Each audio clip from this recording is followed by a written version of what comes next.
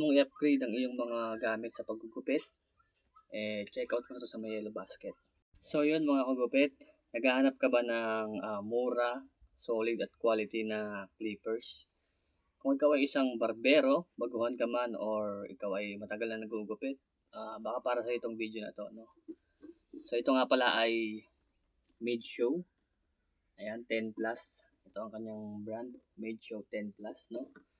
So napakamura lang nito. Hindi siya kagaya ng mga clippers na mamahalin talaga, no? Siguro sa tama lang, no? Kung ikaw ay isang manggugupit or barbero, saktong price lang. Hindi naman mura, hindi masyadong mura, hindi masyadong mahal. Kaya kung interesado ka, pwede mo dyan i-check out sa may Yellow Basket. Pero bago ang lahat, ako nga pala si Manggugupit. Ayan. So, open natin. Ito ang kanyang box. So, maliit lang, parang phone lang. At kwadrado.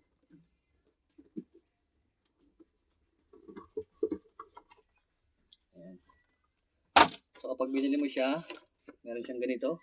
So, iba-iba yung nasa front. Meron parang transparent, meron hindi. Then, may kasama siyang manual. Ayan. In-check or tsaka English. Then, meron siyang 6 guard. Ayan. May oil. Tapos, brush. Ayan. Charging cable. Pero wala siyang adapter. Ayan. Then, ito na siya. So, ayan. Made Show. So, meron to tatlong kulay, no? Meron black, tsaka red, tapos white. Ayan.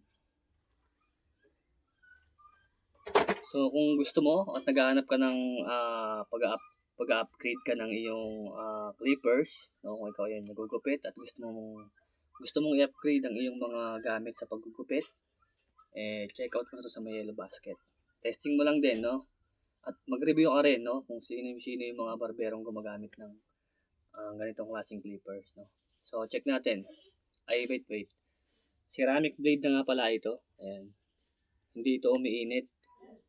Tapos, umaabot ng 3 oras kapag ginamit mo siya ng tuloy-tuloy. Pero pag hindi, siguro maghapon. Pag hindi naman tuloy-tuloy yung paggugupit mo.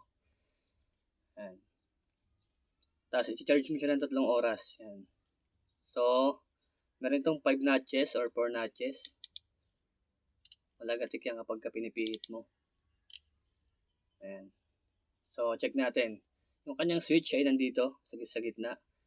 At ang kanyang charging pin nandito. Meron na rin yan hook. Ilalabas mo lang at ipapasok.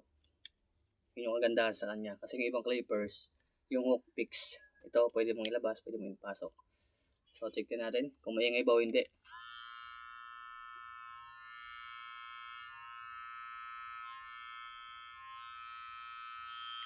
So, hindi siya maingay. Talagang tama lang din. Kapag may ginugupitan ka, hindi mai-irita dahil sobrang ingay, no? Katulad nitong isang clipper ko, maingay. Yan. So, ito ay mumurahin lang naman. Kaya, hindi siya ganun ka-quality. Pero goods pa rin naman. Ayan. So, kung interesado ka, check out mo lang dyan sa may Yellow Basket.